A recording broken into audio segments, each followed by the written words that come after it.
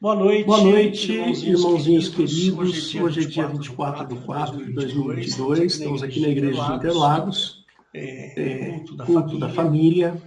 E nós vamos falar hoje sobre Jesus e a mulher samaritana, quando ele diz nos rios de água viva fluirão do ventre daqueles que beberem da água de Cristo.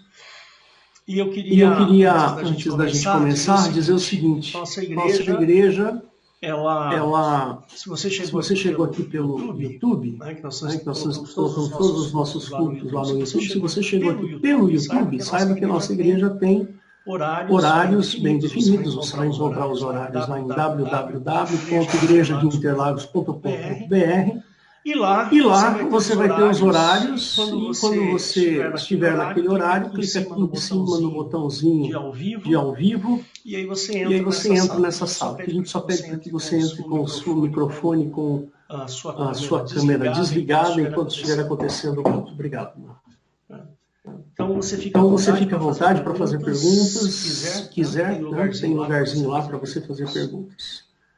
Muito bem, para quem não me conhece, meu nome é Hélio Pio Vezan Filho, sou pastor dessa igreja, e vamos à palavra de hoje. Tem uma citação de Jesus, um momento que Jesus vive, em que ele estava com sede, ele estava indo para um determinado lugar, e no meio do caminho ele sentiu sede, e aí então ele foi num poço que tinha lá e foi buscar água para beber. E aí acontecem algumas coisas lá, e eu quero ler para vocês. Vamos abrir em João capítulo 4, do verso 1 ao verso 30. Vou pôr aqui a tela para você poder acompanhar. Ok. Muito bem. João capítulo 4. Vocês conhecem, todo mundo conhece bem esse texto, né? É uma situação muito maravilhosa. Existem livros escritos sobre essa mulher de Samaria. Eu quero dar uma ênfase em alguns aspectos, né, da questão dessa mulher de Samaria. Então, não vou abordar assim, todos os aspectos, porque é muito longo. Né? Tem muita informação nessa passagem, e eu não vou abordar todas, não, só alguns aspectos. Então, lá em João 4, do 1 ao 30, ele diz assim: E quando o Senhor entendeu que os fariseus tinham ouvido que Jesus fazia e batizava mais discípulos do que João, ainda que Jesus mesmo não batizava, mas os seus discípulos. Deixou a Judéia e foi outra vez para a Galiléia. E era-lhe necessário passar por Samaria. Foi, pois, a uma cidade de Samaria, chamada Sicar, junto à herdade de Jacó, tinha dado que Jacó tinha dado ao seu filho José. E estava ali a fonte de Jacó. Jesus, pois, cansado do caminho, assentou-se assim junto da fonte. Era isto quase a hora de sexta. Quero que você se lembre desse pedacinho. Veio uma mulher de Samaria tirar água. Disse-lhe Jesus: dá-me de beber. Porque os seus discípulos tinham ido à cidade comprar comida. Disse-lhe, pois, a mulher samaritana: Como sendo tu judeu me pedes de beber a mim, que sou mulher samaritana? Porque os judeus não se comunicam com os samaritanos. Jesus respondeu e disse-lhe: Se tu conheceras o dom de Deus, e quem é o que te diz, dá-me de beber, tu lhe pedirias e ele te daria água viva. Disse-lhe a mulher: Senhor, tu não tens com que tirar, o poço é fundo. Onde, pois, tem a água viva? És tu maior que o nosso pai Jacó, que nos deu um poço, bebendo ele próprio e os seus filhos e o seu gado? Jesus respondeu e disse-lhe: Qualquer que beber desta água tornará a ter sede. Mas aquele que beber da água que eu lhe der nunca terá sede. Porque a água que eu lhe der se fará nele uma fonte de água que salte para a vida eterna. Esse verso aqui, irmãos, é um significado profundo. A gente vai falar um pouco sobre ele. Disse-lhe a mulher, Senhor, dá-me desta água para que eu não mais tenha sede e não venha aqui tirá-la. Disse-lhe Jesus, vai, chama o teu marido e vem cá. A mulher respondeu, disse, não tenho marido. Disse Jesus, disseste bem, não tenho marido. Porque tiveste 5 maridos, e o que agora tens não é teu marido. Isso disseste com verdade. Disse-lhe a mulher, Senhor, vejo que és profeta. Nossos pais adoraram neste monte, e vós dizeis que é em Jerusalém o lugar onde se deve adorar. Disse-lhe Jesus, mulher, creme que a hora vem, e que nem neste monte, e nem em Jerusalém adorareis o Pai. Vós adorareis o que não adorais o que não sabeis. Nós adoramos, sabemos, porque a salvação vem dos judeus. Mas a hora vem. E agora é em que os verdadeiros adoradores adorarão o Pai em espírito e em verdade. Porque o Pai procura a tais que assim o adorem. Deus é Espírito e importa que os que o adorem o adorem em espírito e em verdade. A mulher disse, eu sei que o Messias, que se chama Cristo, vem. Quando ele vier, nos anunciará tudo. Jesus disse-lhe, eu o sou. Eu que falo contigo. E nisso vieram os seus discípulos e maravilharam-se de que estivesse falando com uma mulher. Todavia nenhum lhes disse, que perguntas ou que falas com ela? Deixou, pois, a mulher o seu cântaro e foi à cidade, e disse àqueles homens, vinde ver de um homem que me disse tudo quanto tenho feito, porventura não é este o Cristo? Saíram, pois, da cidade e foram ter com ele. Então tá aí. Esse texto aqui é muito conhecido, né? Famoso.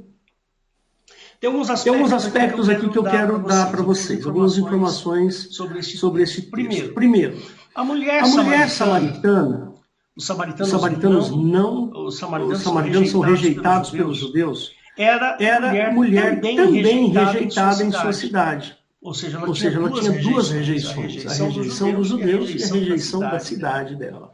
Pois era considerada uma prostituta. Então aqui, olha, queridos, vou mostrar para vocês.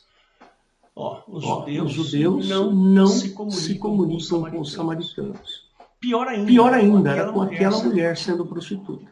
Os seus discípulos, os discípulos de Jesus, quando chegaram lá e viu Jesus conversando com aquela mulher, no coração deles, eles ficaram assim, poxa vida, mas por que Jesus está conversando com essa samaritana? Entre outras palavras. Por que Jesus está falando com essa escória de gente?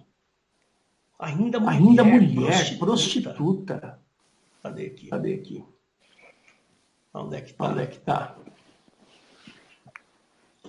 Olha lá. Nisto vieram seus discípulos e maravilharam-se de que estivesse falando com uma mulher. Todavia nenhum lhes disse, que perguntas? Por que falas com ela? Percebe? Essa é a natureza humana, essa é a natureza do povo judeu. Outra coisa que eu falei para vocês observarem, a hora sexta. A hora sexta que estava lá em cima, né? Olha lá. Estava ali a fonte de Jacó. Jesus, pois cansado do caminho, sentou-se assim junto da fonte. Era isto quase a hora sexta. O que é a hora sexta? A hora sexta é o meio-dia. Os judeus consideram a hora sexta o meio-dia. Ninguém vai buscar água ao meio-dia. Por quê? Porque é quente o lugar. O lugar é quente. Então, as pessoas, quando vão buscar água no poço, elas vão de manhã. Tem algum microfone aberto? Por favor, fecha. Tá bom? A hora sexta era o meio-dia. Não é um horário que se vai buscar água no poço. Você vai buscar água no poço de manhã, no final da tarde. Mas normalmente eles iam buscar na manhã. E as mulheres, elas faziam isso todos os dias. Porque no meio-dia é muito seco e quente. Portanto, ela foi num horário que ela sabia que não tinha ninguém lá. Ela era uma mulher envergonhada. Ela tinha vergonha da sua vida. Então, quando a mulher foi buscar água nesse horário, ela foi buscar porque ela sabia que não tinha ninguém. Ela falou assim, ninguém vai me atormentar se eu for lá. Outro detalhe, ela estava equipada para pegar a água. Jesus pediu água. Então ela devia ter ali um cântaro, devia ter uma cordinha, talvez, alguma coisa que a fizesse, facilitasse a sua chegada até a água. Né? Vou voltar aqui para você me ver. Então, Jesus usa a figura da água. Por quê? Porque naquela região, a água é um bem extremamente precioso. Ali, naquela região onde Jesus estava, no Oriente Médio, é uma região de seca. É seco. Então, onde tem água, a água é muito valorizada. Extremamente valorizada. Quase toda aquela região, pelo fato dela ser muito abaixo do nível do mar, é muito comum a água lá ser saluba, ou seja, ser salgada. Né? Então, quando se acha um poço onde tem uma água boa de se beber, esse poço é muito valorizado. Isso é uma questão até cultural, não é só uma questão de necessidade humana, de ter sede e beber água. Não, a água para esse povo que vive naquela região desértica, seca, né? Ela tem um valor inestimável. E aquela mulher, ela foi buscar aquela água por uma necessidade violenta, muito grande. Então, Jesus usa a figura dessa água, porque naquela região a água é um bem precioso demais. E é o que a mulher valorizava. Né? A água aqui nesse ponto da parábola, ou da passagem de Jesus, ela representa aqui um preenchedor do grande vazio que existia nela. Tanto é que ficou interessadíssima em obter uma água que ela bebesse uma vez e não tivesse mais sede, não tivesse mais necessidade de ir buscar. Né? Ela não tinha conhecimento ainda da eternidade. Pouco se falava de eternidade, quase nada se falava da eternidade. No Velho Testamento, o homem é pó e pro pó ele volta. Por isso que aconteceu um impacto cultural muito grande a presença de Cristo. Por quê? Porque a presença de Cristo naquele momento da história era fundamental para quebrar um paradigma importantíssimo, que era justamente a questão do homem ser pó e ao pó retornar. Percebe? Então é muito forte essa questão cultural do pó. Ao pó da terra, você vai voltar ao pó. O que é o homem? Qual é a diferença entre o homem e o animal? Todos os dois vão para o pó. Não existia promessa de vida eterna. Até em Isaías 66, 60, lá no último capítulo de Isaías, 66, 67, lá ele fala de um novo céu e uma nova terra, aonde as pessoas vão viver mais de 100 anos. Vai viver muito tempo, vão morrer de velhice, mas vão morrer, percebe? Então essa questão da eternidade, ela é um tabu nesse momento. Como é que pode existir uma água que vai me saciar a sede até o último dia da minha vida? Era esse o pensamento da mulher. Ela pensava desse jeito. Então ela queria essa água, mas ela não sabia o que era a eternidade. Ela não tinha essa noção de vida eterna. Foi quando Jesus utilizou a figura de uma fonte. Olha, vai ter uma fonte, vai jorrar para a eternidade, ou seja, vai jorrar para sempre esta água. Percebe? E ele estava falando de maneira espiritual. Mas a mulher não tinha entendido, ela demorou para entender. Então o que Jesus fez? Jesus começou a falar coisas da vida dela, para que ela prestasse atenção. Que Jesus não estava falando de algo físico, mas sim de algo espiritual. Quer ver? Vamos ver? Deixa eu colocar aqui para você.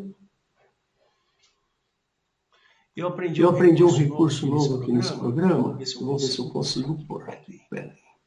Vamos ver. Não vou conseguir porque eu sou meio lerdo. Mas vamos lá. Tem um determinado momento que Jesus ele fala assim. Aqui, ó.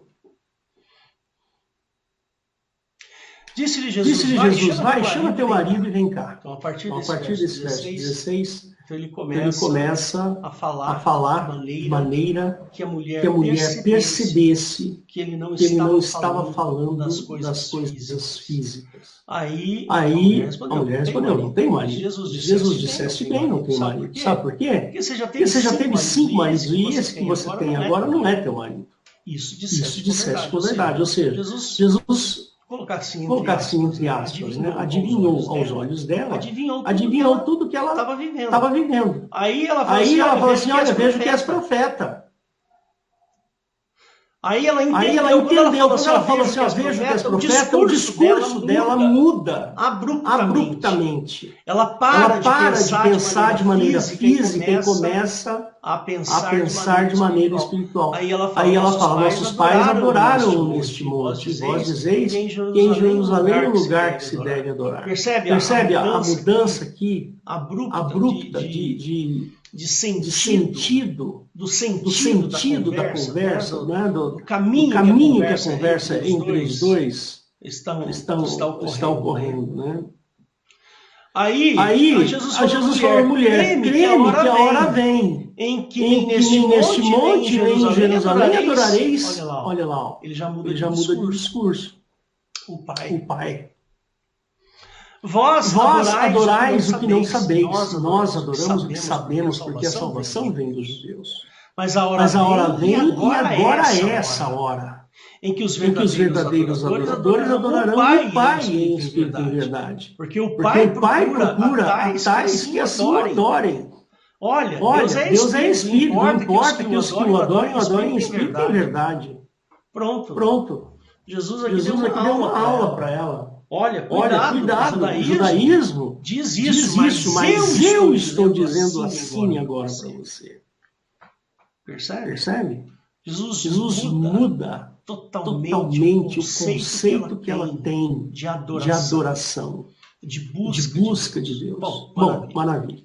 Essas são algumas informações que eu queria dar para vocês. Né? Há um rio de águas vivas prometido por Jesus nesse texto, que significa que há um vazio que deve ser preenchido para que depois possa ser compartilhado. Isso é um fato. Você vai ser preenchido com a água viva.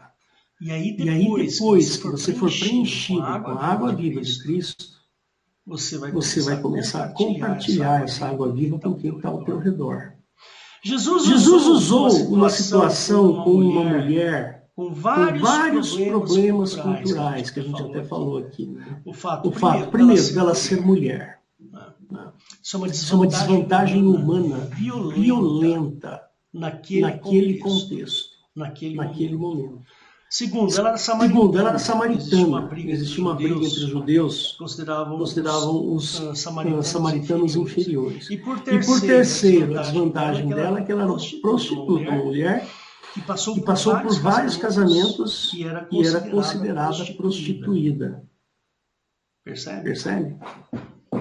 Olha que encrenca que Jesus tem na mão. Mas Jesus não está nem aí para a questão cultural. Vou voltar aqui para você me ver. Jesus não está nem aí por essa questão cultural. Sabe o que Jesus pensa da questão cultural?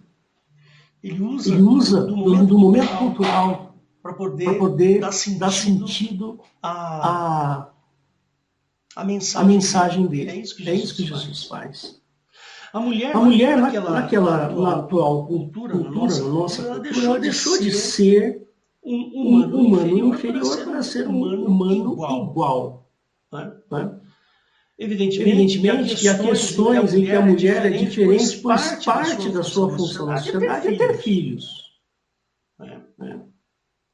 Quer as filosofias, né, por aí dizem o contrário, mas a mulher é o ser que dá luz. O homem não dá luz.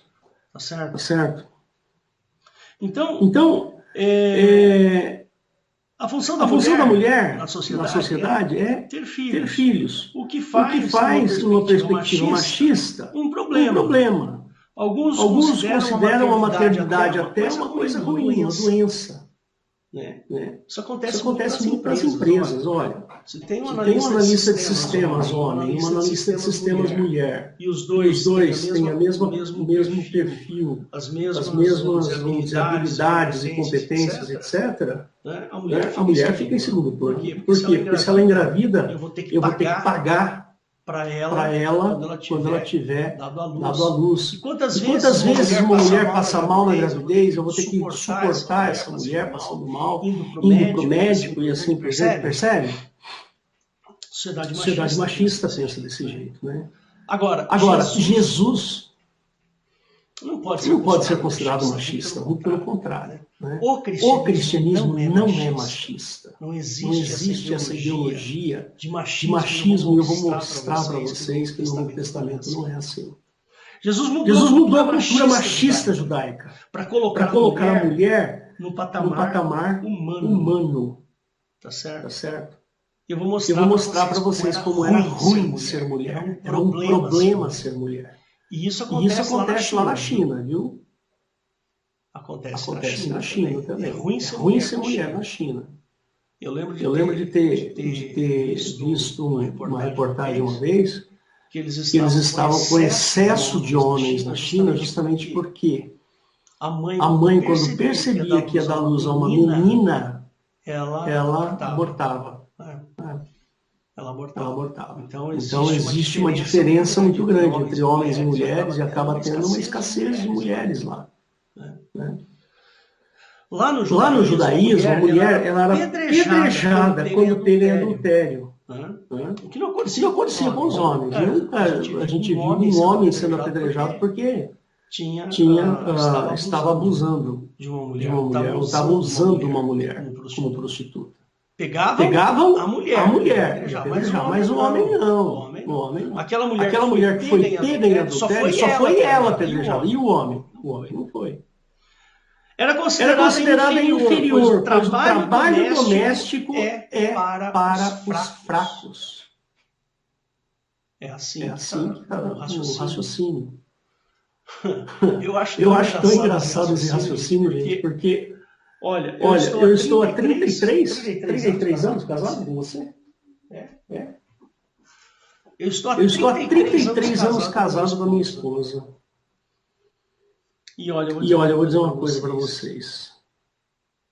Quando nós tivemos os nossos filhos, quando eles eram pequenininhos, a Rosana trabalhava, dava aula, cuidava dos filhos, lavava roupa.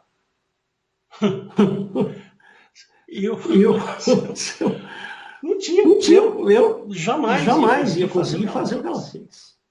Então, muito pelo contrário, o trabalho doméstico é para os fortes, não é para os fracos, não. A mulher é tremendamente forte. Né?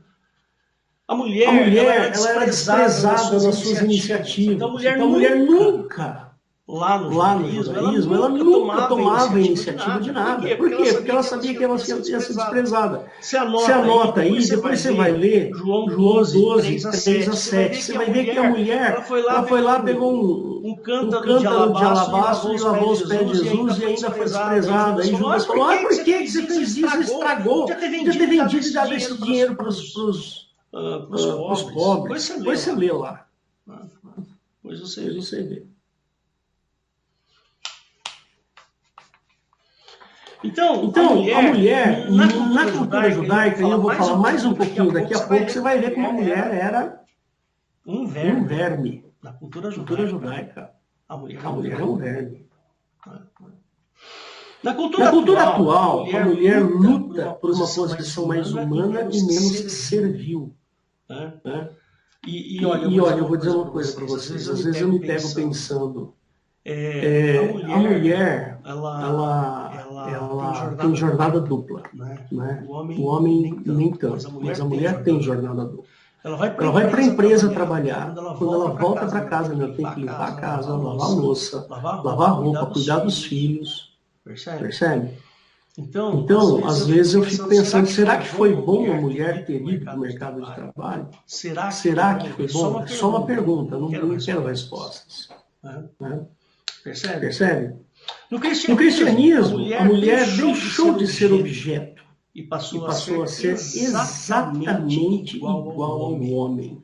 Jesus não faz acepção de pessoas em hipótese alguma.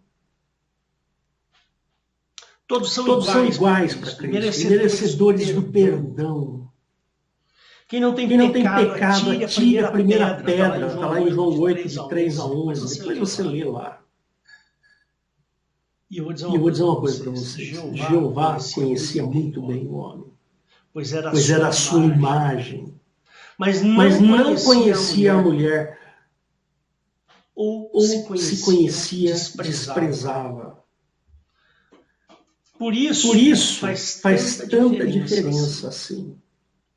Eu vou aqui agora falar para você um pouco sobre a mulher no Velho Testamento. E depois a gente vai ver como Jesus muda esse quadro. Porque Jesus tinha que ser diferente. Ele não podia olhar para uma mulher, simplesmente como um verme, como Jeová faz. Jeová trata a mulher no Velho Testamento como uma vaca. Percebe? Como um animal de pasto. Porque a mulher no Velho Testamento ela não era contada. Percebe? Nem as crianças, só os homens eram contados. Quando se fazia um recenseamento, se fazia o recenseamento dos homens. A mulher não. A mulher serve para nada. Mas eu vou mostrar para você. Eu vou te mostrar. Presta bem atenção como era a mulher no Velho Testamento. A mulher no Velho Testamento, para Jeová, não tinha nem vontade própria. Se ela fizesse um voto a Jeová e o pai proibisse, o voto não tinha valor. A casada também tinha que ter o seu voto aprovado pelo marido. Ou perderia o valor. Isto é, a mulher não era livre espiritualmente, pois o voto que era feito a Jeová era um voto que deveria passar pela mão de uma outra pessoa, de um homem. Depois você lê lá em Números 30, de 1 a 16. Números 30, de 1 a 16. Vamos ver? Vamos lá. Só para a gente esquentar as turbinas aqui. Números 30. Talvez a gente não leia tudo. E falou Moisés aos cabeças das tribos dos filhos de Israel, dizendo: esta é a palavra que Jeová tem ordenado. Quando um homem fizer voto ao Senhor, ou fizer juramento, ligando a sua alma com obrigação, não violará a sua palavra, segundo tudo que saiu da sua boca fará. E também, quando uma mulher na sua mocidade, estando ainda na casa do seu pai, fizer voto a Jeová, com obrigação de ligar, e seu pai ouvir o seu voto e a sua obrigação, com que ligou a sua alma, e seu pai se calar para com ela, todos os seus votos serão válidos. E toda a obrigação com que ligou a sua alma será válida. Mas se o seu pai lhe tolher no dia que tal ouvir todos os seus votos e as suas obrigações, com que tiver ligado a sua alma, não serão válidos. Mas Jeová lhe perdoará, porquanto seu pai lhes tolheu. Olha aqui. Se ela for casada e for obrigada a alguns votos ou pronunciação dos seus lábios, com que tiver ligado a sua alma, e seu marido o ouvir e se calar para com ela no dia em que o ouvir, os seus votos serão válidos, e as suas obrigações, com que ligou a sua alma, serão válidos. Mas se o seu marido lhe tolher no dia em que ouvir e anular o seu voto, aqui está obrigada, como também a pronunciação dos seus lábios, com que ligou a sua alma, o Senhor, ou Jeová lhe perdoará. E assim vai. Então, a mulher não tem liberdade espiritual para decidir o que quer fazer da vida. Nada. Ela sempre tem que estar debaixo da autoridade de um homem. Vamos lá. A lei de Jeová reduzia... Vou fechar aqui, espera só um minutinho. Antes de eu continuar. Vamos lá. Tá aí. A lei de Jeová reduzia a mulher a objeto de uso. Olha que interessante. Isto é, dono do objeto, o pai ou o marido, fazia da mulher o que quisesse. Uma mulher amava o esposo, mas se ele achando na mulher algo feio, podia mandar embora com carta de repúdio.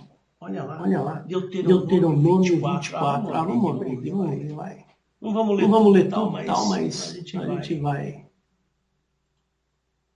Vamos dar uma olhada lá. Deuteronômio 24. Aqui, ó.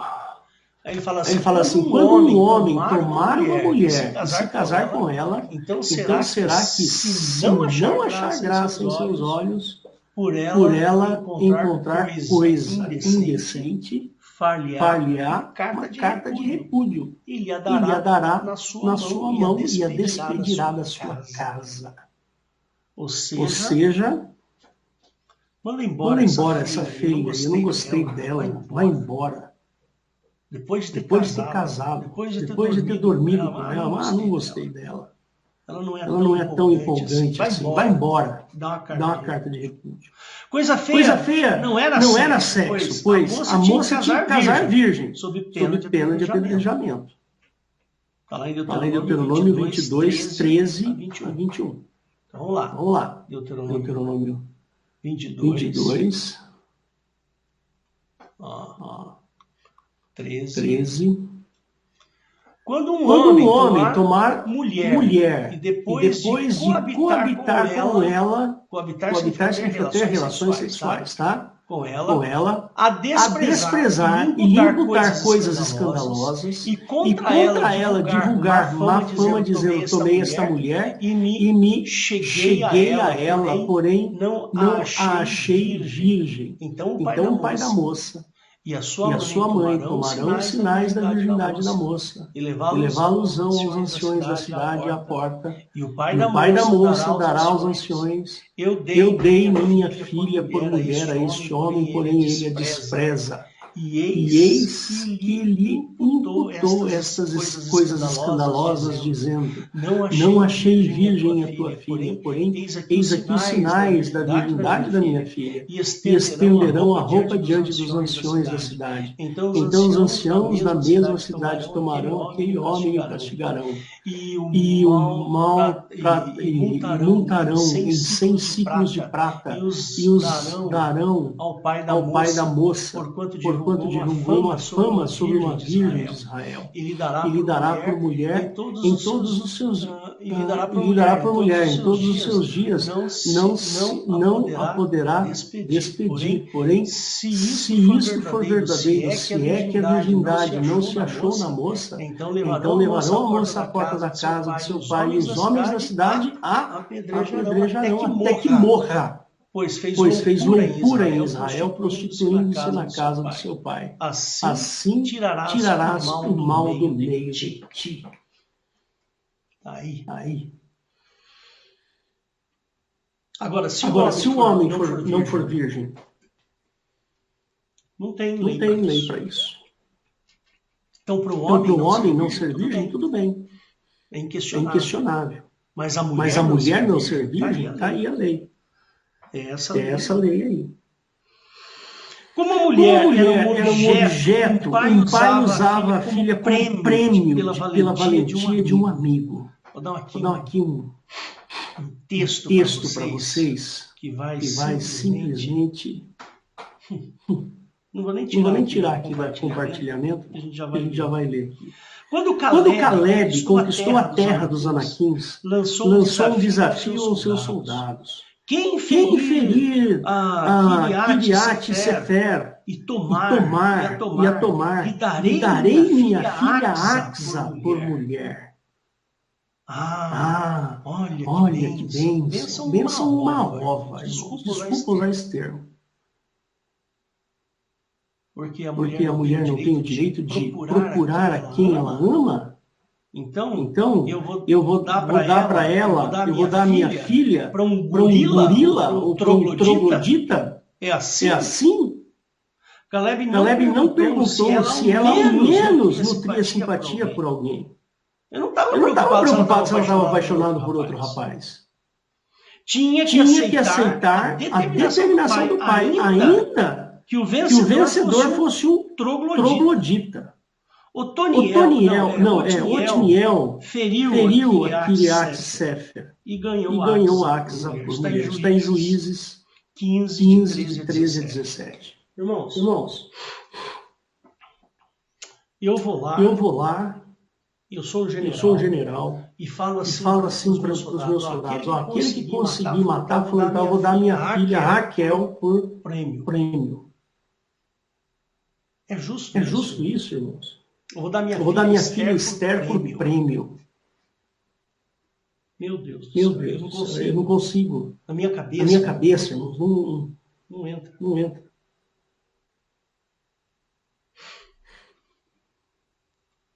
Eu não consigo entender essa lógica de Jeová aqui. Não dá.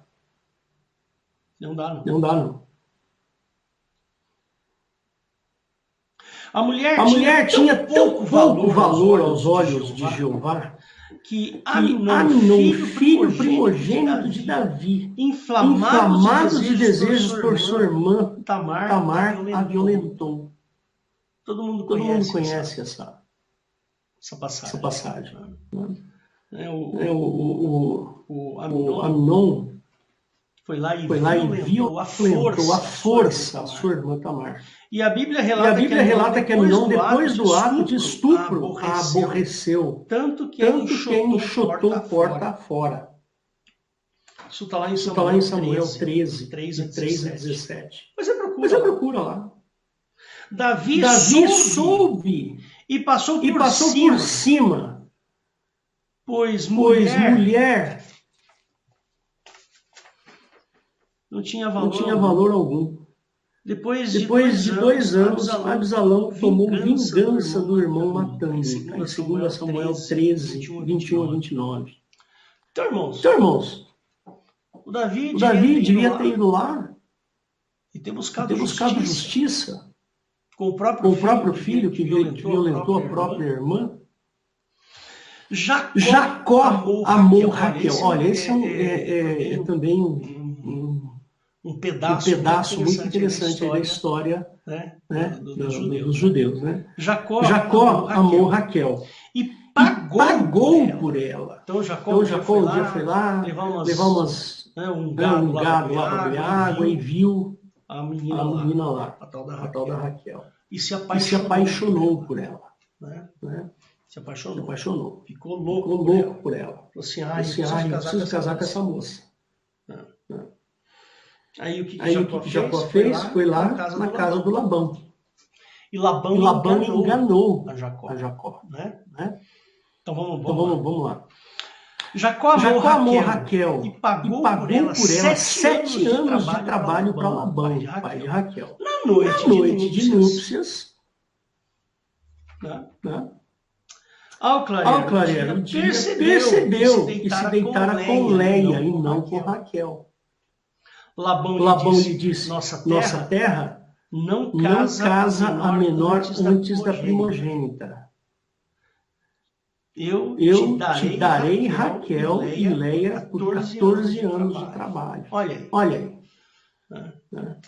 Então Labão ele deu Leia sem perguntar se Leia queria se juntar a Jacó. Não quis saber. O negócio de Labão era grana. Você percebe? 14 anos de trabalho, o cara teve que trabalhar para depois ficar com a amada. Isso é impensável, irmãos. Para mim, é impensável. Leia foi moeda de pagamento, pois mulher não tinha valor e casava sem amar o esposo. Em Gênesis 29, 18 a 27. Vamos abrir lá? Só para a gente ver? Então vamos lá.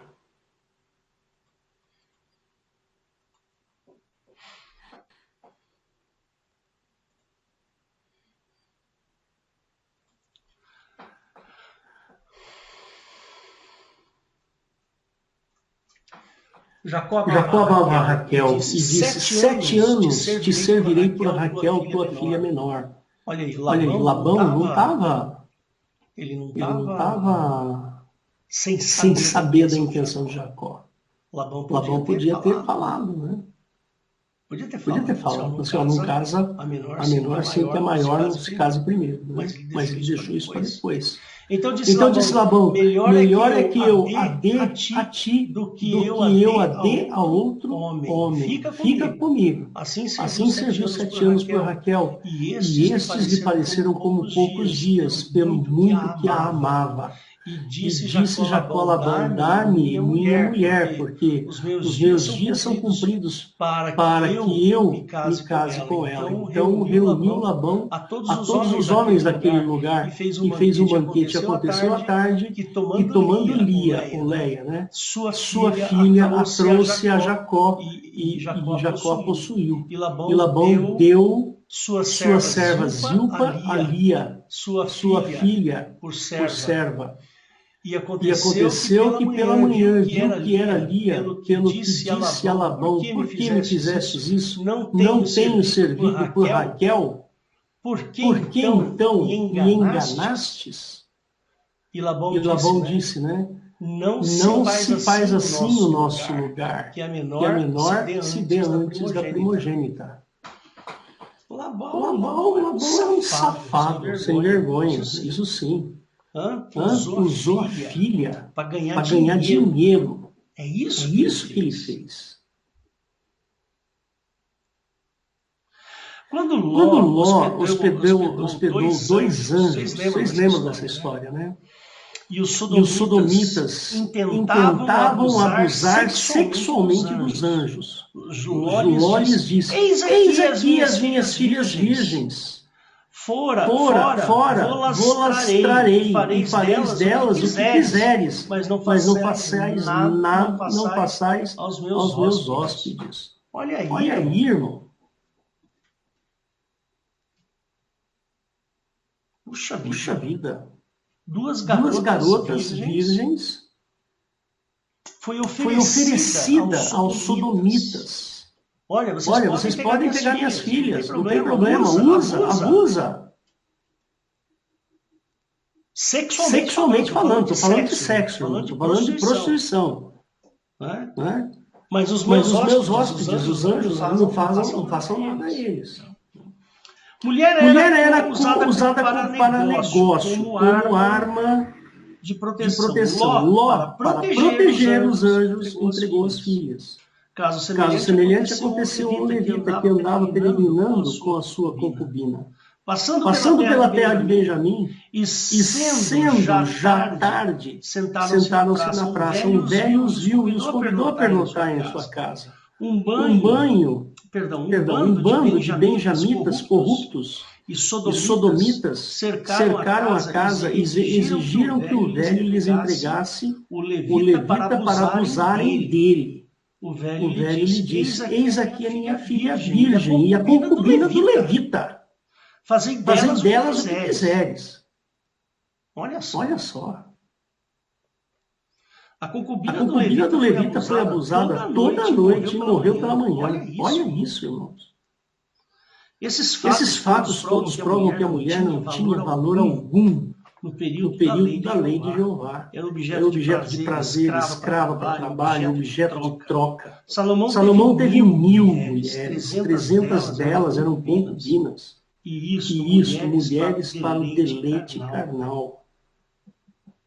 Em 1 Reis 11:3. Esse era o valor. Eu contei tudo isso para vocês perceberem o contexto da mulher samaritana. E isso, irmãos, essas coisas que eu contei aqui para vocês aconteceram 2000 anos antes de Cristo. Gênesis, aquela parte de Gênesis, é 2000 anos antes. Então você imagina 2000 anos desses acontecimentos. 2000 anos se formando a cultura de que a mulher era objeto. Percebe? Então não estamos aqui falando de brincadeira. Quando você lê o texto lá em João, capítulo 4, você tem que ler com esses olhos, olhando para aquela mulher samaritana, e por trás dessa mulher samaritana existe um caldo de cultura gigantesco, em que a mulher não vale absolutamente nada, é moeda de troca. Ela serve para ter filhos, para lavar a roupa, para dar prazer ao marido. Não importa se ela gosta ou não do marido, se ela ama o marido ou não ama. Não importa. Você imagina 2000 anos com esse caldo de cultura. Aí chega Cristo. Por isso que a obra de Jesus é uma obra simplesmente maravilhosa. Ele começa a dar valor para a mulher. A mulher lá teve em adultério. E Jesus fala assim: cadê os teus acusadores? Então vai e não peques mais. Vai, mulher, seja feliz, não peca mais. Vai procurar um marido que você mereça, que você possa viver feliz com ele. A samaritana é a mesma coisa. Vai adorar o Pai em espírito e em verdade. É isso que o Pai procura. E tantas outras mulheres. Jesus conhecia muito bem a lei judaica, que desprezava a mulher. A mulher era imunda quando está menstruada. Você não pode pôr a mão numa mulher menstruada. Eu lembro uma vez que meu filho estava trabalhando no escritório de advocacia, e eles estavam com uma causa, e essa causa tinha alguns judeus envolvidos, né? E aí parece que um dos advogados lá que trabalhava junto com ele era judeu também. E aí chegou uma menina, e quando ele foi cumprimentar a menina, ele não deu a mão para ela. Ele não deu a mão para ela. Tipo assim, apertar a mão: oi, tudo bem? Como vai? Por quê? Porque como eles eram guardavam a lei, ele não podia pôr a mão em qualquer mulher, você não sabe se ela está menstruada. E se ela estiver menstruada, ele vai ficar imundo. Segundo a lei judaica. Jesus conhecia muito bem essa lei. Mas Jesus não considerou que a menstruação, o fluxo de sangue daquela mulher de Lucas 8, que a Eliette leu no começo. Ela foi lá, ela tinha um fluxo de sangue, como se fosse uma menstruação. Perdera muito sangue, perdera muito dinheiro. E aquilo, pela lei judaica, é imundícia. A doença dela é uma imundícia pela lei judaica. Mas ela foi lá com fé, pôs a mão na orla das vestes de Jesus. Ela foi lá e pôs a mão lá. Ela não podia ter feito isso. Pela lei judaica, ela tinha que ser apedrejada até a morte. Ou Jesus ia ficar imundo até o fim da tarde. Tinha que cumprir lá. Mas Jesus falou assim, vi que saiu virtude de mim. E a mulher foi curada na hora. Na hora. Jesus considera a mulher tão ovelha quanto o homem que se curve diante dele. Jesus não quer saber. Ele não quer saber se você é preto, se você é chinês, se você é japonês, se você é árabe, se você é loiro, de olho azul, se você é africano. Não interessa, para Cristo não interessa. Jesus não olha a lei, ele não olha o costume. Percebe? Porque essas questões raciais, de feminismo, de machismo, etc., é uma questão até cultural, é uma questão de costume. Percebe?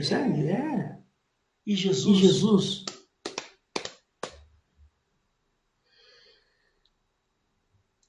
um casamento cristão, ele reflete a família celestial.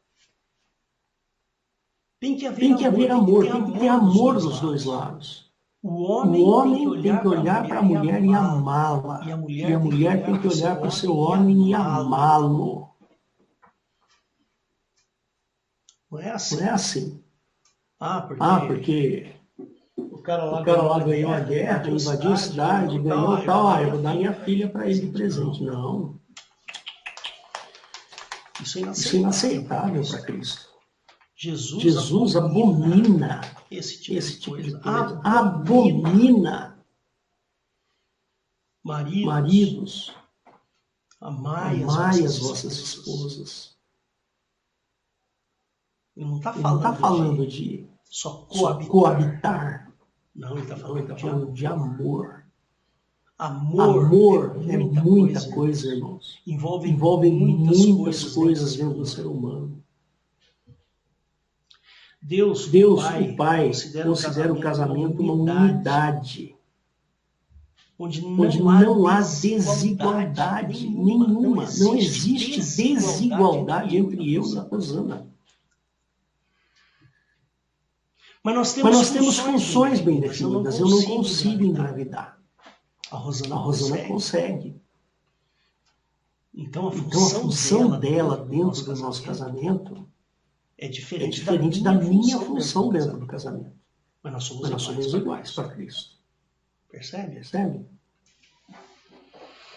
Eu, porém, eu sei cozinhar, eu gosto de cozinhar, eu vou lá. Então, quando a Rosana está ocupada, limpando a casa, fazendo isso, eu estou lá fazendo comida. Percebe?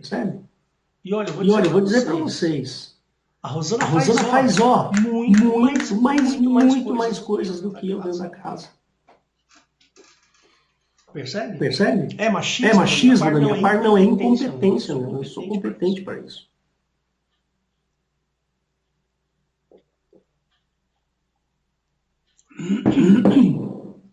Portanto, ela é muito mais competente do que eu para fazer as coisas.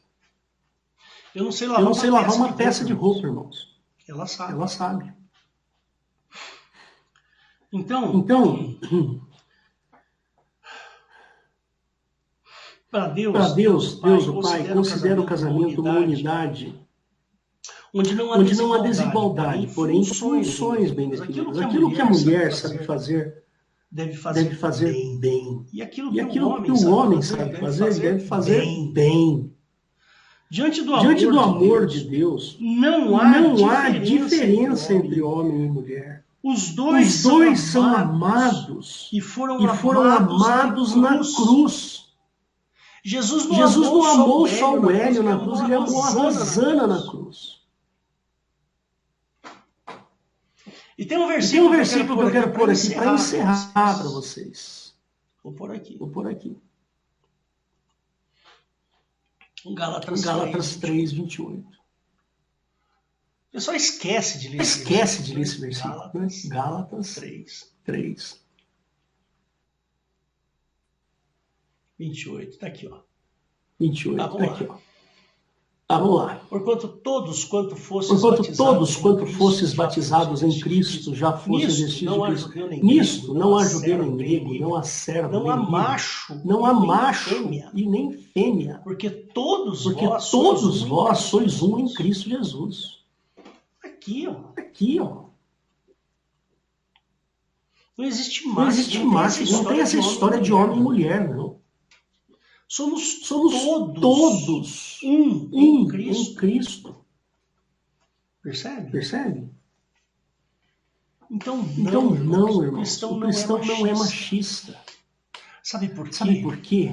Porque Jesus morreu tanto por ele quanto pela sua mulher. Não, irmãos. No cristianismo, se existir machismo, isto vem da parte de Satanás. O machismo vem da parte de Satanás. O feminismo vem da parte de Satanás. Para Cristo não existe machista e nem feminista. Coloque uma pedra em cima desse assunto, irmãos.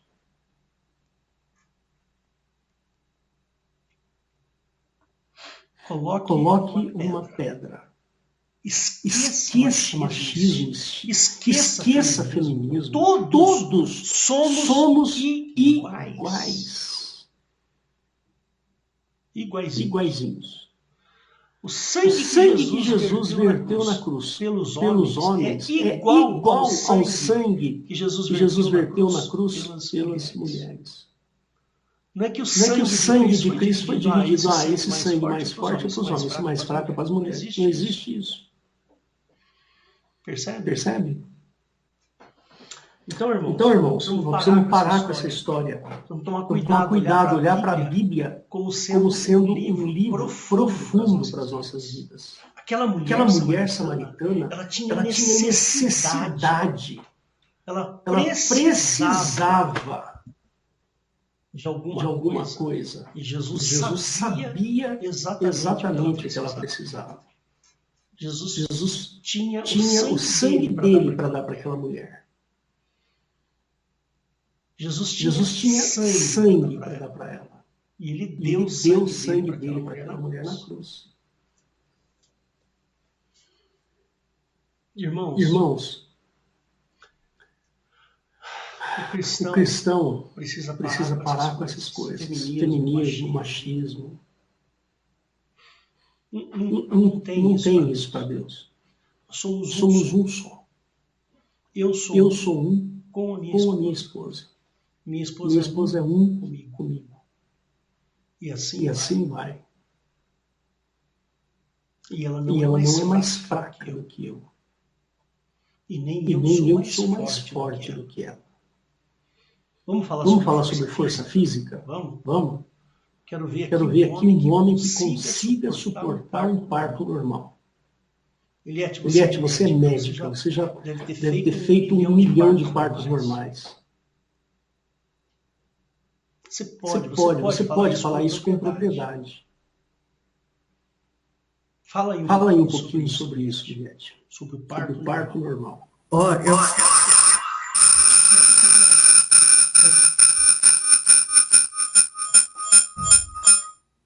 Eu vou mais longe, esse reverberando aí foi o meu, eu cancelei a outra.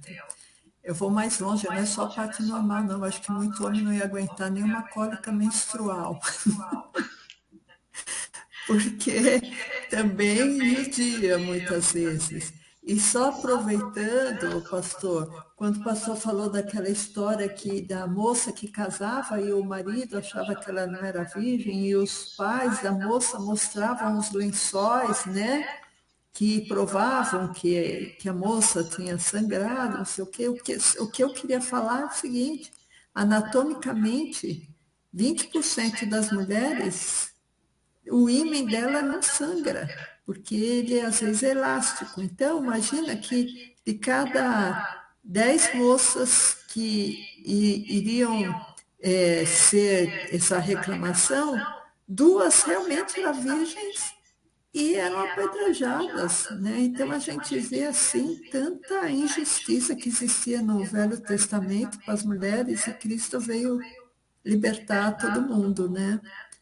E então é uma coisa assim que realmente a mulher ela tem mais resiliência, né? O homem para fazer uma anestesia às vezes de apendicite, ele fica todo medroso, todo manhoso, né? A mulher realmente ela é mais corajosa, mas logicamente a força física, muscular do homem é superior da mulher, né? Isso aí eu acho que por isso que o homem aguenta trabalho mais árduo que a mulher. E por isso que essa história de feminismo, de querer direitos iguais, é uma balela. Eu estava vendo uma feminista falando que um ponto principal do feminismo é a mulher trabalhar fora. É como que é a obrigação da mulher trabalhar fora. Então, eles tiram até o privilégio da mulher que queira optar por criar seus filhos. Então, são funções diferentes, sabe? Essa história de querer igualar, é tudo uma orquestração para destruir a família mesmo, né? Para tirar a mulher da casa, para não cuidar dos seus filhos e destruir a família. Eu lembro que quando nós... Deu uma engasgada aqui. Eu lembro que quando nós tivemos o nosso filho Daniel, o mais velho,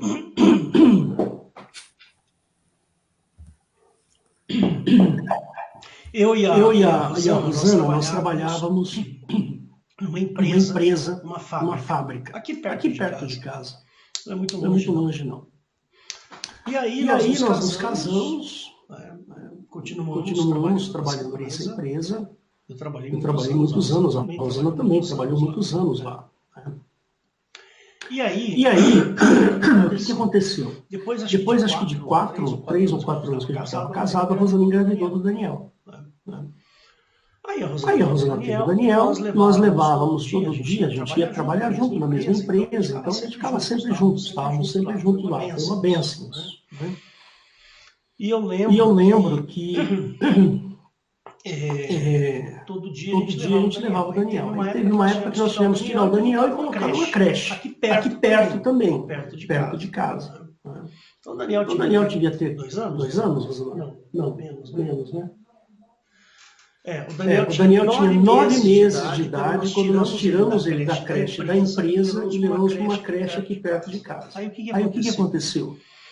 O Daniel sofria muito naquela creche, sofria bastante. Então a gente passava lá de manhã, deixava o Daniel, era um sufoco para a gente. Porque o Daniel queria a mãe, né? Queria ficar lá. E o Daniel ficou algum tempo lá, né? Até completar 2 anos.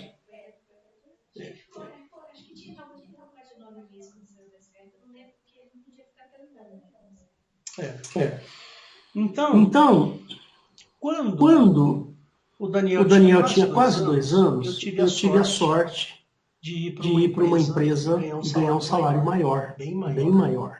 Né? O salário que eu ia ganhar nessa empresa dava exatamente a soma do meu salário com o salário da Rosana nessa empresa que perto de casa. E nós então optamos. A Rosana falou assim, então você vai para essa empresa e eu vou ficar em casa cuidando dos nossos filhos. E foi isso que aconteceu, foi uma decisão nossa. Não foi uma imposição. A Rosana não foi obrigada a ficar em casa, ela ficou porque ela quis. Ela olhou, nós decidimos, nós somos um, eu e ela somos um. Então a gente decidiu que naquele momento era melhor que ela ficasse em casa com o Daniel. O Daniel tinha um problema de ouvido, uma infecção no ouvido que angustiava a gente, tudo mais. Então, várias coisas que nos levaram a tomar essa decisão. Não foi uma coisa machista. O Hélio vai trabalhar, a mulher vai ficar em casa. Não, foi uma opção. Nós optamos assim. Percebe? Por quê? Porque eu fui trabalhar, fui ganhar mais. E aí a gente viu que não precisava dela trabalhar. E aí ela ficou trabalhando até sei lá quando. Você ficou em casa não sei quanto tempo você ficou. E aí ela ficou 5 anos em casa. Aí voltou a trabalhar depois. Percebe? Sem problema nenhum. Entendeu? Uma opção. Então não tem essa de machismo. Não existe essa de machismo. O que nós precisamos é de Jesus. Nosso coração precisa de Jesus. Amém? Então vou fazer uma pequena oração rápida aqui. E peço que você feche seus olhos. Senhor Jesus, nos abençoa, Senhor, nos livra do mal. Nos livra desse pensamento, Jesus, que vigora hoje no século XX, Pai. Nós queremos ter a mente de Cristo, não a mente de Jeová. Queremos ter a mente de Cristo. Pensar como Cristo pensava. É assim, Deus, que nós pensamos agora. Nós te amamos, Jesus. E peço, Senhor, que o Senhor nos abençoe. Que dê à tua igreja sabedoria, aos teus filhinhos sabedoria para interpretar a necessidade que temos do teu sangue em nossas vidas. Eu oro em nome de Jesus. Amém. Ele é tipo você, vou parar a gravação.